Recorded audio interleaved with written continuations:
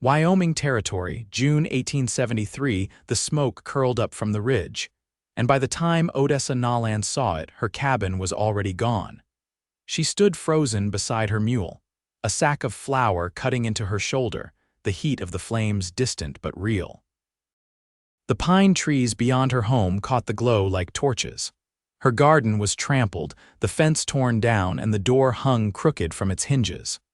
Odessa's breath caught sharp in her chest. They had waited for her to leave. She had gone into town at first light to trade eggs and mail a letter. By the time she returned, the world she built alone after her father died was nothing but ash and broken wood. She ran.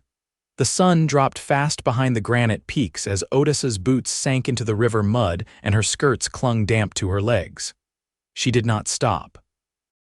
Not when her foot twisted on a root, not when she heard the night birds call. She had one thought disappear. There was a cave, she knew, tucked into the rocks above the creek. She had found it once during a storm the summer she turned 19.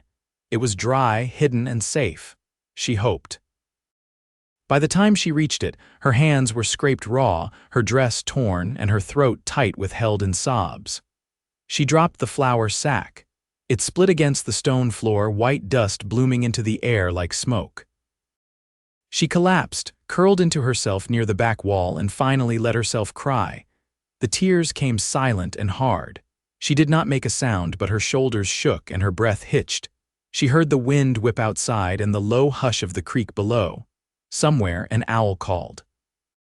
Her hands trembled as she wiped her face. She did not hear the horse until it was close. Hoofbeats slowed at the edge of the creek. Whoever it was dismounted with a quiet step. She tensed, heart pounding, and reached blindly for the small knife she kept under her belt. A voice came low and steady. "I am not here to hurt you." The man stepped into view, tall and broad in the shoulders, dust on his boots and a rifle slung across his back. His hat was pulled low, but the firelight from his lantern lit his face clean-shaven, maybe late 20s, with eyes that scanned the cave carefully before settling on her. She pressed herself back. "Who are you?" He knelt slowly, setting the lantern down between them. "Name's Jedediah Sutton. I was riding east toward Laramie when I spotted smoke. Then I saw tracks, figured something bad happened." Odessa stared at him. "They burned everything." Jedediah's eyes softened. "You alone?" She nodded. He looked around, then stepped back and sat on a flat rock near the cave entrance. "You got a name?" "Odessa," she said. Her voice cracked. "Odessa Nolan." Jedediah nodded once. "You hurt?" She shook her head. He leaned forward, resting his elbows on his knees. He did not ask her anything else. Instead, he pulled a canteen from his saddlebag and set it beside her. "Water?" Odessa took it, her fingers brushing his. She drank, slow and careful. The cold water steadied her. "You saw who did it?" Jedediah asked quietly. "No," she said. "But they waited for me to leave. They meant to take the place clean. Anything left?" She shook her head. "Just what I carried." Jedediah was quiet for a moment. "There is a camp half a day's ride from here. Miners mostly, but honest men. I can take you there if you want." Odessa pulled her knees to her chest. "I do not want to be around anyone." He watched her a long moment, then gave a slow nod. "Then I'll stay nearby," she blinked. "Why?" "Because no woman should be left alone out here after what you have been through." Odessa looked away, but her throat tightened all over again. She did not have the energy to argue. He turned and stepped outside. A few minutes later, she heard the soft clatter of hooves and then silence. She thought he had left. But when she crept to the edge of the cave, she saw him, his horse tethered to a tree, and he was spreading a blanket near the creek, his rifle beside him. He did not leave. The next morning, she woke to the smell of coffee. Jedidiah was crouched by a small fire, brewing it in a tin pot, the early light golden on his shoulders. He looked up when she stepped out. "Morning," she nodded, wrapping her arms around herself. She stepped closer, drawn by the warmth. He poured a cup and handed it to her. "You get any sleep?" "A little." He waited until she drank before speaking again. "I want to go to your cabin, look around, see if I can find tracks, maybe get an idea who did it." "You think they will come back?" "Doubt it." "They got what they came for." She hesitated. "Then why go?" Because you deserve to know who stole your home." Her eyes met his. He meant it. She saw that in the way he looked at her, steady, like he would not turn away. "All right." He rode off after breakfast. She stayed near the cave, washing her face in the creek and trying to comb the dust from her hair. She felt stripped bare, but the quiet of the trees and the sound of the water steadied her. He returned before sunset. He handed her a folded scrap of cloth, her father's old bandana. "They left it behind," he said. "Tracks lead northeast, 3 horses, maybe 4. Could be the same crew that hit the miller's place 2 weeks ago." She clenched the cloth in her fist. "I want to go after them." Jedidiah did not smile. "And do what?" "You have no home, no weapons, and no one to ride with you. His brow lifted. "You said no woman should be alone out here." He scratched his jaw. "That is different from chasing down thieves." She stepped closer. "I need to do this, Jedidiah." He looked at her hard, then nodded once. "Then we ride in the morning." That night she sat beside the fire while he cooked beans and salt pork. He handed her a plate and sat across from her. The moonlight caught in his hair, and for the first time she noticed how gentle his hands were, how careful he moved. "You always come through this way?" she asked. He looked up.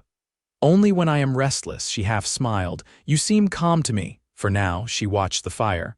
"I did not expect anyone to come." He looked at her for a long time. "I could not have left you there." Her heart beat heavier. She looked away, unsure what to say. He added softly, "You are not alone anymore, Odessa." She met his gaze, and for the first time in days she believed it. They broke camp before first light, the sky still holding onto the last of the stars. Odessa's legs ached from sleeping on stone, her fingers stiff against the morning chill, but she didn't falter as she swung onto Jedediah's spare horse. The saddle was worn but sound, and she rode with the quiet determination of someone who had nothing left to lose. Jedidiah led them north, down a narrow ravine where the sage grew thick and wild. They followed the track's light impressions in the dust, a broken branch here, a churned-up patch of earth there.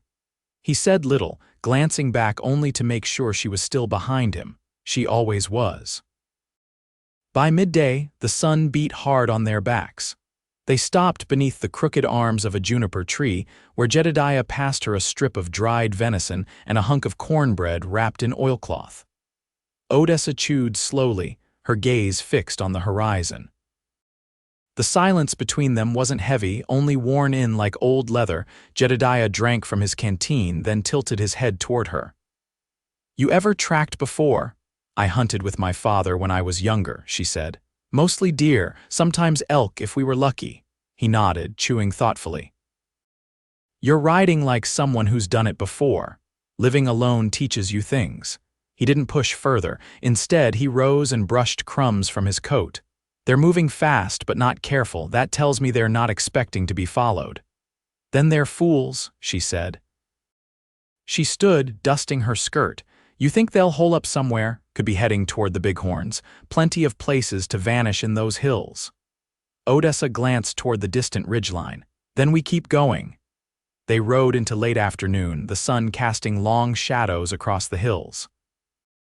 The land grew rougher, the trail harder to read. Jedidiah dropped from his horse more than once to study the signs, his hand brushing the earth like he was listening for something it hadn't said yet. By the time they reached a dry wash, the light was thinning and the canyon walls loomed high and narrow. Jedidiah raised a hand, bringing them to a halt. "Tracks split here," he said. 3 went left, 1 veered off to the right. Could be a scout." Odessa dismounted, her knees stiff. "Then we follow the lone rider. One's easier to catch." Jedidiah looked at her, then nodded. "He'll be less likely to notice 2 riders behind." They climbed the far side of the wash and followed the high trail until the wind shifted and carried a smell to them, wood smoke, faint but steady. Jedidiah motioned for silence and dropped low, leading his horse by the reins as they crept forward. A half-mile on, they found him. The man had built a small fire in the shadow of a sandstone bluff, his horse tied loosely to a nearby bush.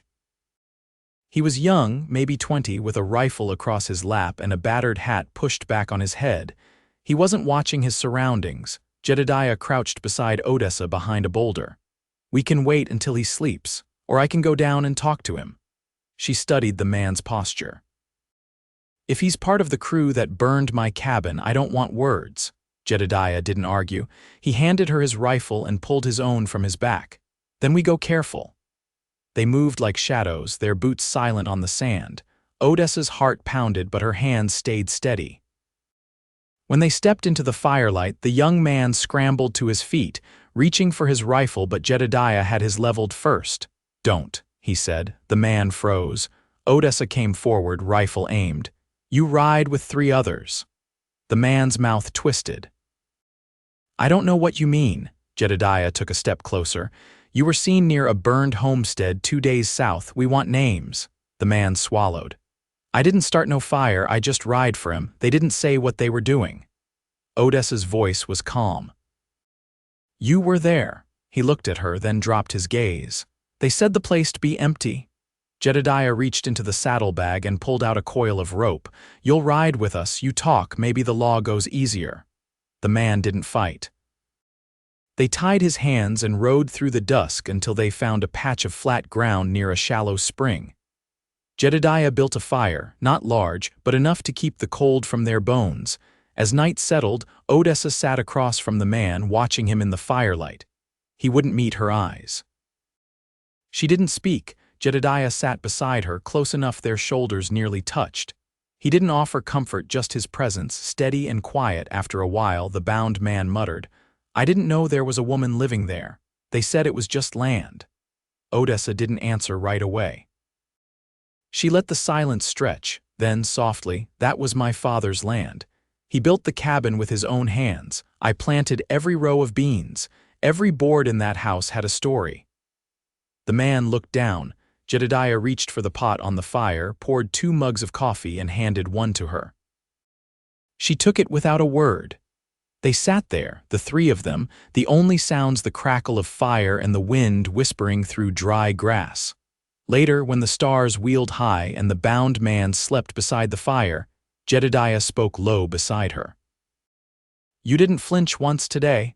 "I couldn't afford to." He turned toward her. "That kind of strength doesn't come from nowhere." She looked into the flames.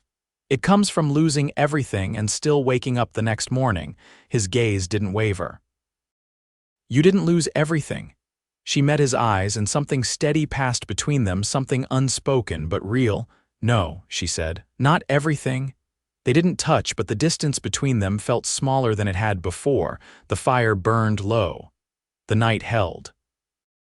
And for the first time in days, Odessa felt the faint pull of something like hope. They reached the edge of the Red Butte foothills by the following afternoon, the prisoner riding behind Jedediah with his hands bound and his head low. The trail had grown steeper, the air thinner. A hawk circled above them once, then vanished behind the bluffs. Odessa kept her horse steady, her eyes scanning the rock walls and narrow passes ahead. The man had named the others during the night, names she didn't recognize, but Jedediah did. Small-time rustlers who had turned to easier pickings, cabins, lonely claims, outposts without fences. He said there might be a hideout in the western draws, a place he'd heard about from a friend who rode through last spring. No law came this far without cause. They stopped near a dry spring. Jedediah dragged a branch across the trail behind them to blur their tracks. Odessa watered the horses at a seep trickling from the rock, then stood, brushing her hands on her skirt. "Why do you know their names?" she asked. Jedediah cinched his saddle tighter. "Used to ride dispatch between Cheyenne and Rawlins. You learn who to watch for. Heard of them or rode with them." He straightened slowly. "I never took from anyone who couldn't stand to lose it." "That doesn't answer me." He didn't look away. "I moved some cattle for men who weren't honest. I was younger. I stopped when I saw what it did to families." Odessa nodded once. "You stayed close to the edge." "I pulled back before I crossed it." She studied him, then picked up her rifle and swung into the saddle.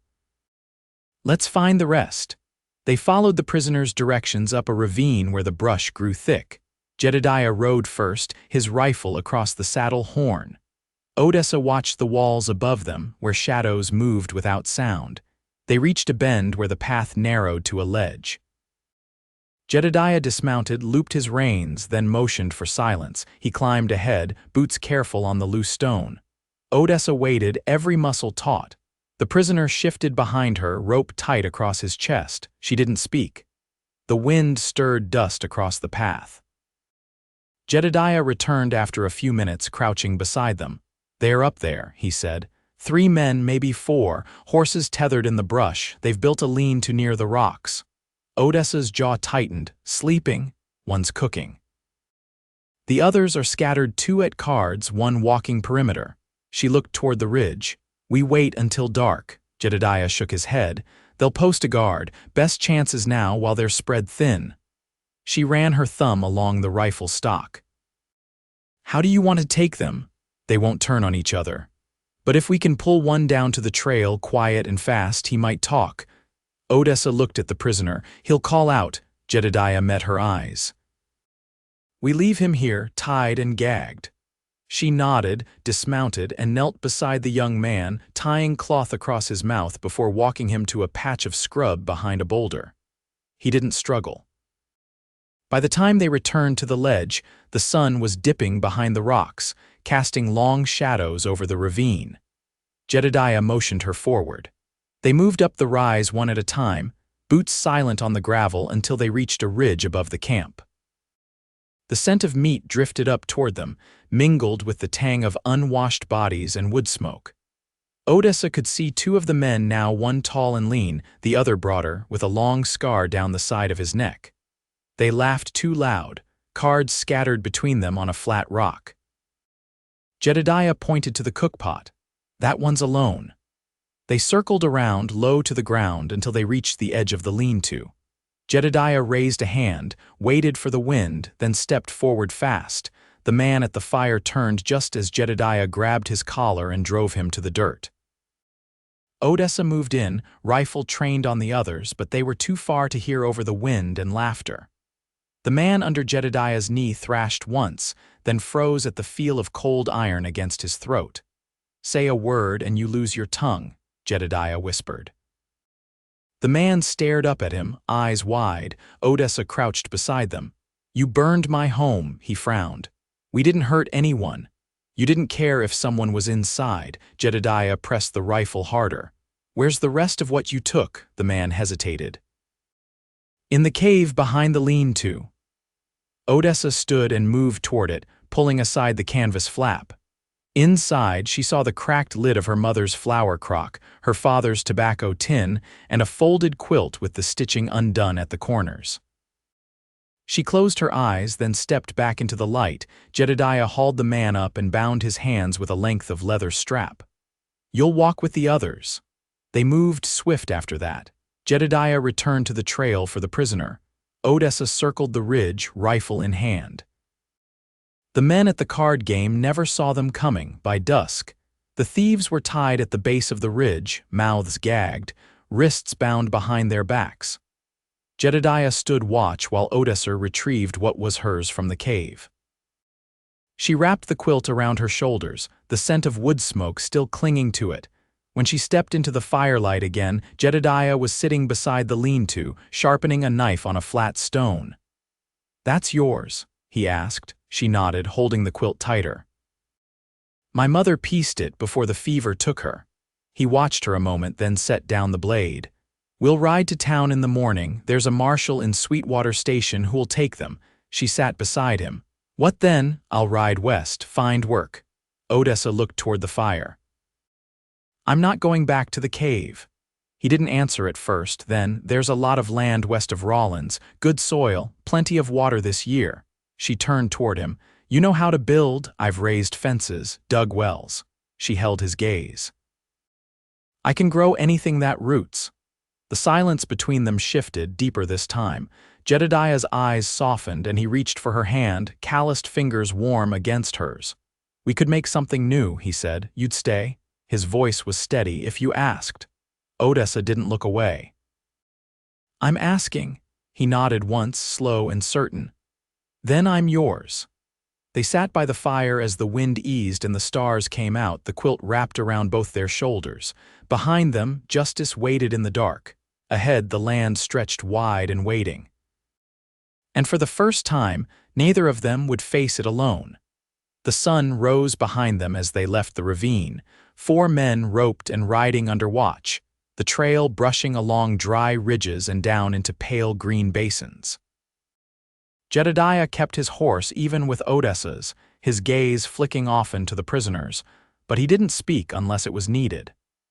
They moved at a steady pace, the morning winds carrying the scent of juniper and dust.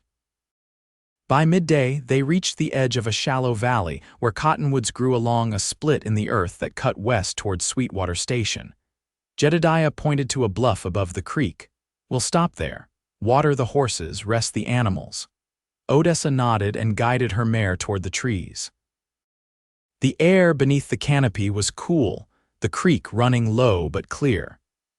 She crouched beside the bank, dragging her hands through the current. It felt good to stop, if only for a while. Jedidiah was already working the knots from the prisoner's reins, tying them in pairs to a nearby trunk. He came to where she sat and handed her a strip of cloth dampened from his canteen. "You've got dust on your face." She lifted her chin, letting him wipe it away. His touch was careful, his fingers calloused but gentle.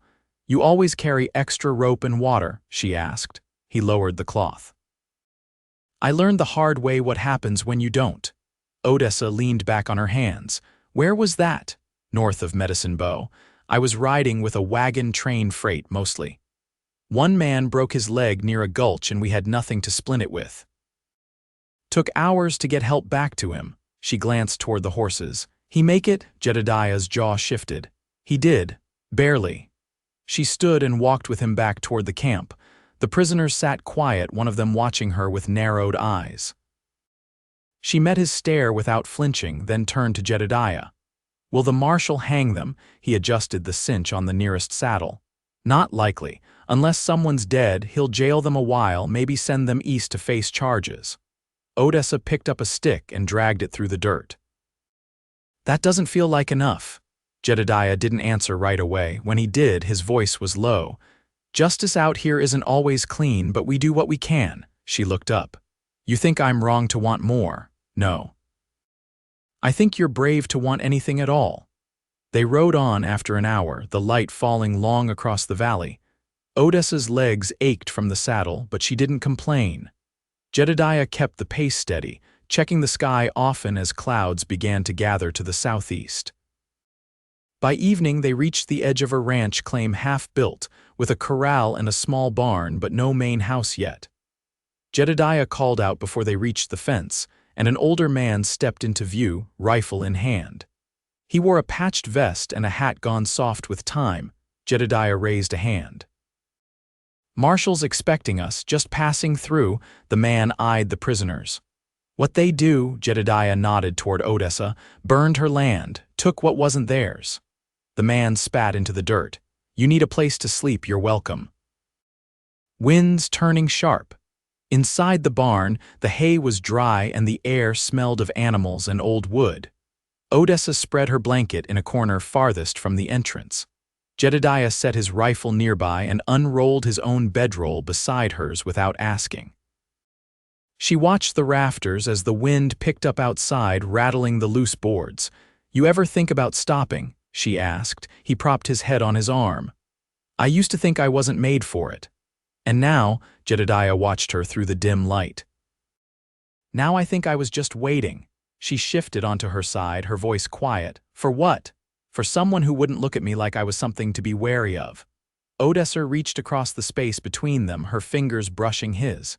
"You're not." He linked his hand with hers, slow and sure. "Neither are you." Sleep came easier that night. The wind howled through the eaves, but inside the barn, there was warmth from the straw, from the horses, from the steadiness between two people who had come through fire and chose to stay close. In the morning, they would ride the last stretch to town. After that, something new would begin. Not a return, there was no going back, but the start of something they would build themselves, plank by plank, acre by acre. And this time, no one would take it from them. By the time they reached Sweetwater Station, the late spring storm had passed through, leaving puddles in the wagon ruts and a new coat of mud on the main street. Odessa kept her coat drawn tight, the chill still hanging in the air despite the sun now angling down from a clear sky. The marshal, a slow-moving man with a stiff leg and a permanent squint, took the prisoners without more than a glance at Jedidiah and Odessa, already scribbling their names into a leather-bound ledger. "Won't be much trouble," he said, jerking his head toward the back of the jail. "We've got room enough." Odessa watched as the men were led through the iron-barred door and out of sight. She didn't feel lighter exactly, just settled like a door had finally swung shut behind her. Jedediah stood beside her, arms crossed over his chest, his hat pushed back as he looked down the road. "You hungry?" he asked. She nodded, her voice quiet. "I think I could eat something warm." They found a table in the corner of the boarding house kitchen, where the woman who ran it served up rabbit stew and thick slices of bread. Jedediah ate slow, his eyes on the window. Odessa sat across from him, spoon silent against the bowl. "You ever think about staying here?" he asked. She shook her head. "Too close to what I lost. I need someplace that doesn't hold the shape of it." Jedediah set his spoon down. "I passed through a stretch of land west of Rawlins last fall, no fences yet but the soil's dark. 2 shallow creeks, plenty of stone for building. I remember thinking it looked like a place someone could last."